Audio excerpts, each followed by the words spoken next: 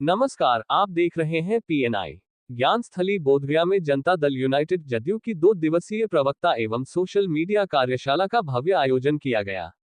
इस कार्यशाला का उद्घाटन पार्टी के राष्ट्रीय कार्यकारी अध्यक्ष संजय झा ने किया। इस अवसर पर जदयू प्रदेश अध्यक्ष उमेश कुशवाहा, वरिष्ठ नेता चंदन कुमार सिंह, ललन सर्राफ, चंदन यादव एवं नीरज कुमार सहित बड़ी संख्या में प्रवक्ता और सोशल मीडिया कार्यकर्ता मौजूद रहे। कार्यशाला का उद्देश्य पार्टी प्रवक्ताओं एवं डिजिटल योद्धाओं को प्रशिक्षण देकर आगामी राजनीतिक चुनौतियों के लिए तैयार करना था। वक्ताओं ने सोशल मीडिया के प्रभाव, संवाद की रणनीतियों एवं संगठनात्मक मजबूती पर विस्तृत चर्चा की। हम लोग बताएंगे कि जो कहे लालटेन को वोट देंगे उसके घर के आगे में पोस्टर चिपका दो कि देखिए सरकार का इतना योजना का लाभ लिया, अपना घर का बिजली का तार ग्लव्स लगा के, जो करंट रहता है 24 घंटा बिजली रहता है, उसको नोच ले और नोच के अपन घरवा में लालटेन टांग ले, तब समझेंगे कि तुम राजद का वफादार कार्यकर्ता है। तो ये सब बात बताएंगे। अभी बताइए ना, 8वां 9वां पास वाला बोलता है टीचर के बहाली पर। बताइए, जकरा राजनीति में जन्मे हुआ है 4 बरिस की उम्र से जमीन लिखाने में, नौकरी वाले जमीन लिखो, नौकरी वाले जमीन लिखो, हम कह रहे हैं नौकरी लो, नौकरी लो, नौकरी लो।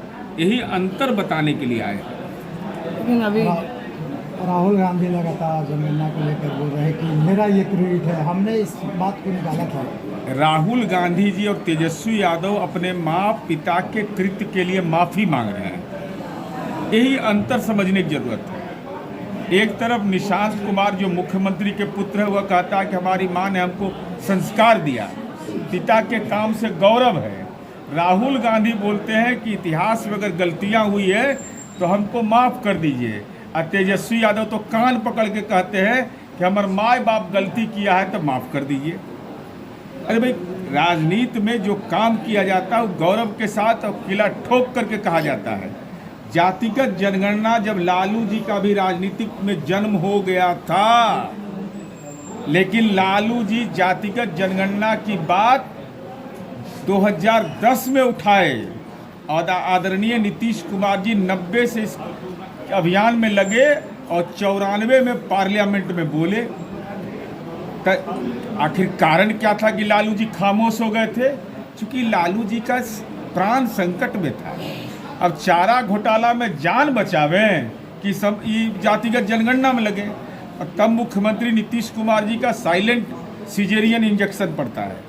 तो नीतीश कुमार जी ने बिहार में जाति सर्वे करवा दिया।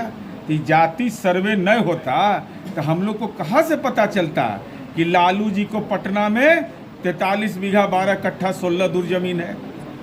उसी से ना मालूम हुआ भाई कि दलित पिछड़ा का ही नेता है, 468 करोड़ का संपत्ति है, गोपालगंज में है, मुजफ्फरपुर में है, औरंगाबाद में है। अब आदरणीय नरेंद्र मोदी जी ने कि सरकार ने यह फैसला लिया है जातिगत जनगणना कराने का, तब जहाँ जहाँ इन लोग का भ्रष्टाचारी सबका काला धन का निवेश है, सबका उद्भेदन हो जाएगा। तो जाति गणना क्या श्रेय ले रहे थे, तो श्रेय लेने में जब हम लोग वीडियो दिखाए नीतीश कुमार जी का, तो बेचारा नर्वस कर गया। तो कह रहा कि हमारे पुरखे ने किया है। तो तुम्हारे पिताजी तो पुरखे करवे किए, देश में चौधरी चरण सिंह का सम्मान किए नहीं, जॉर्ज फर्नांडिस का सम्मान किए नहीं। तो आपके पुरखा तो चारा घोटाला में जान बचाने के लिए कि प्राण बचाओ मेरा, इसके लिए जातिगत जनगणना जैसे महत्वपूर्ण मुद्दे पर भी आत्मसमर्पण कर दिया। सर, एक चीज़ है कि अभी जो सरकार में गर्मी में देखिए पेयजल की समस्या बहुत ज़्यादा रहा है, क्योंकि पीएचडी के द्वारा जहाँ भी काम हुआ आज 80% काम फेल है। रबर डैम मुख्यमंत्री जी का बनाया हुआ जो बहु प्रतीक्षित योजना थी, आज वहाँ एक बूंद पानी नहीं है।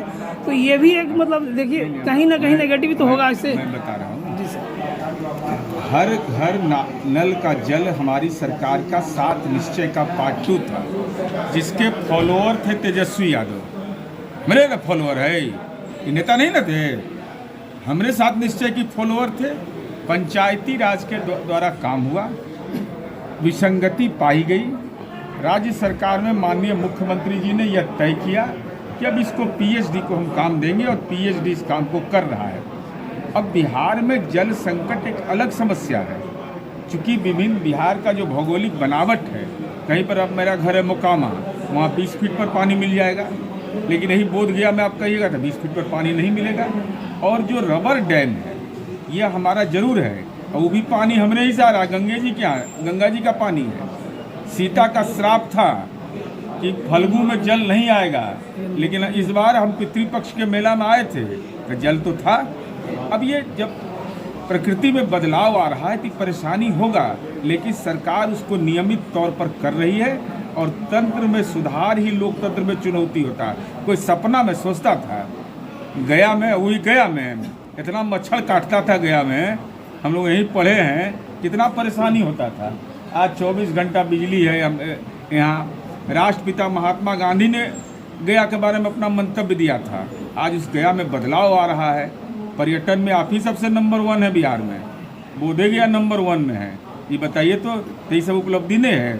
उपलब्धि को भी बताइए, और जो काम नहीं हुआ है वो हम ही से ना उम्मीद करेगा, वो सबसे उम्मीद करेगा। सही बात है कि जो किया उससे कहेगा। बताइए था स्कूल हम बनाए, हर हाई गांव पंचायत में स्कूल बनाए हैं ना, तो वो भी जाके आप लोग मीडिया के लोग वहाँ से पूछिए जो बेटा बेटी वहाँ नौकरी करने गया है कि जमीनों लिखे हो, पदस्थापन में रुपया भी लगा है, ट्रांसफर में वो रुपया लग रहा है, एकदम फ्री रोजगार है। यह है नीतीश कुमार जी की सरकार। मीडिया सेल के सोशल मीडिया के जो हमारे पार्टी के पदाधिकारी या जिलाध्यक्ष हैं, उनके लिए प्रशिक्षण शिविर जनता दल यू प्रदेश के द्वारा ये आहूत है, जो बोध गया में हम लोगों को कराने का सौभाग्य मिला है। गया जिला को मिला है सौभाग्य, और यहाँ जनता दल यू का कार्यशाला चल रहा है। जो 2 दिवसीय कार्यशाला में क्या है बिहार राजनीतिक में? हमारी पार्टी हर वर्ग में और हमारे हर कार्यकर्ताओं को प्रशिक्षित करना चाहती है। तो प्रवक्ता को बौद्धिक रूप से, मानसिक रूप से सशक्त हों, समाज में जाएं, एनडीए के बारे में या हमारे नेता नीतीश बाबू के बारे में जो कार्य उन्होंने 20 वर्ष का किया है उसको 100% हर पटल पर प्रथम इकाई से लेके, समाज के प्रथम इकाई से लेके ऊपरी इकाई तक वो अपनी बात को रख सके, इसके लिए प्रशिक्षण किया जा रहा है। सोशल मीडिया में भी आज का दौर ऐसा हो गया है कि हमारे नेता प्रचार में विश्वास नहीं करते, लेकिन आज समझिए कि बिना प्रचार का कुछ है ही नहीं। तो हमारे जो प्रवक्ता हैं अगर अपनी बातों को सशक्त रूप से, निश्चित रूप से वो नहीं रखेंगे तो प्रचार प्रसार भी नहीं हो पाएगा। इसलिए प्रवक्ता को प्रशिक्षित करके हम लोग चाहते हैं कि वो अपने समाज में। एक खबर आ रही है बिहार में कि सड़कों पर प्रशासन लगी है चंदा तसीलने के लिए, लेकिन लोग तो त्राही मचे हुए हैं आम जनता में, और बिहार की सुशासन की सरकार है सर, तो देख रहे हैं कि रोड पर ड्यूटी नहीं कर रहे हैं, लेकिन चंदा सड़क पर ले रहा है, सड़क पर चंदा लिया जा रहा है कि एक टोंक तो 60 किलोमीटर होता है, लेकिन 3 किलोमीटर के अंदर ही टॉप ट्रेन शुरू हो गया है। इस पर क्या बताएं? देखिए, हमारे नेता आदरणीय नीतीश बाबू न किसी को फंसाते हैं और न किसी को बचाते हैं। इस तरह की जितनी बातें आ रही हैं वो विपक्ष चाहता है कि इस तरह का र्यूमर फैला करके अपना कुछ न कुछ अपना काम ध्यान इधर से उधर जनता को मतलब दिग्भ्रमित करने के लिए किया जाता है।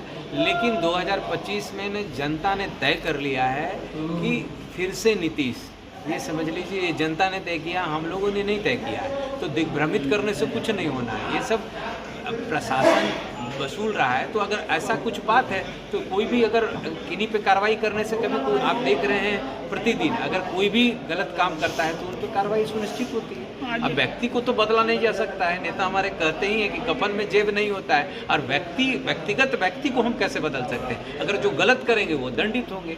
ये तो सुशासन की सरकार है और यही हमारा। ये बोध में शराब की बड़ी बड़ी बोतलों में बदल के आया जाता है, पिलाया जा रहा है सर। अगर ऐसा कुछ आपको है लगता है तो आप उसका प्रूफ दें, निश्चित रूप से उस पर कार्रवाई। कल घटना हुई, पुलिस को दमन कर मारा गया। पुलिस पे वही मतलब लोगों ने मारा है, समझिए ये मतलब स्थिति है। नहीं, कहीं के पास ऐसी कोई सूचना नहीं, और ऐसा कोई सूचना आप अगर दे रहे हैं तो संज्ञान में दे रहे हैं तो हम इसकी परीक्षा करते हैं कि भाई ऐसा कहाँ क्या है। जनगणना को लेकर आप क्या कहेंगे? चूँकि जनगणना बिहार की राजनीतिक से पहले होगा और इस पर लगातार बहस हो रहा है पक्ष और विपक्ष की, इस पर क्या भाई? विपक्ष का तो अब विपक्ष के पास कोई काम नहीं है तो बहस ही न करेंगे। अब हम लोग को तो विकास करना है, हमारी सरकार विकास, लेकिन इसका ना प्रारूप हुआ है ना कोई बजट बना है, तो कैसे जनगणना कैसे होगा? जनगणना के लिए बजट जो जिसके लिए आ गया है, कैबिनेट में पास हो गया है, तो जनगणना निश्चित रूप से बजट की कौन सी कमी हो गई है और पैसे की कोई कमी हो गई। अब सिर्फ हम क्या कहें कि ये भ्रम फैलाने के लिए लोग अपनी ये बातें रखती हैं कि जैसे लोग दिग्भ्रमित रहें। अब कुछ अच्छा कीजिए तो उसमें कुछ न कुछ उनको आखिर 2010 में जनगणना था, 2021 में फिर जनगणना होना था, लेकिन इतना विलंब क्यों? नहीं, कोरोना के कारण ये जनगणना में डिविएशन आया। कोरोना अगर नहीं आता तो जो समय पे 10 वर्ष में होता है वो होता ही, ऐसा कोई बात नहीं है। ये तो फिर हम बताए ना कि विपक्ष के पास अब कोई काम नहीं बचा, तो उनके पास कोई काम नहीं बचा है तो आरोप प्रत्यारोप के अलावा क्या कर सकते हैं? तो उनको भी कुछ काम चाहिए ना, उनको भी कुछ करने दीजिए। नहीं करने दीजिएगा तो मन भी नहीं लगेगा, खाली मन शैतान का होगा। और जनता तय कर चुकी है, ये वो अच्छे से पहचान रहे। आप देखिएगा, मैं आज आपसे कह रहा हूँ कि 2025 का जो जिन निकलेगा वो जिन देख करके ये लोग ऐसे संविधान बचाओ यात्रा के लिए विपक्ष निकले हुए हैं, क्या ऐसा कमियां हैं? संविधान संविधान बचाने के वो ठेका लेके रखे हैं क्या? ऐसा थोड़ी संविधान में कोई बदलाव हो गया, क्या हो गया संविधान को?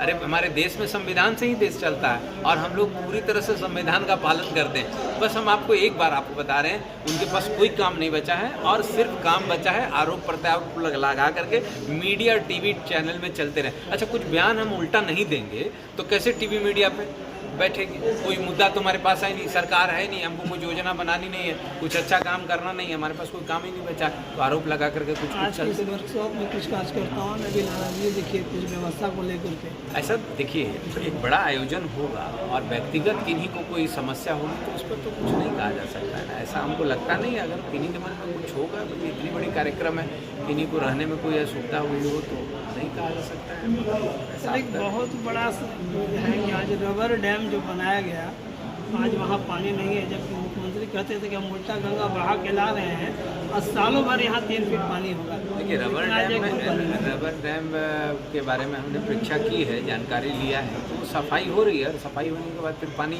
आ जाएगी। जो गाद की समस्या है वो जमा हो गया था, गाद के कारण जो पितृपक्ष मेले में बहुत सारे पिंडदानियों ने जो पिंडदान को सही जगह न छोड़ करके पानी में डाल दिया था, जिसके कारण जल प्रदूषित हो गया था। और प्रदूषण के कारण, जल के कारण लोकल जो जगह है वहाँ पे पानी में थोड़ी खराबियाँ प्राप्त हो रही थी। इसके कारण ड्राइनेज कर करके उसको फिर से जल लाने का प्रयास किया जा रहा है, तो जल्द से जल्द हो जाएगा।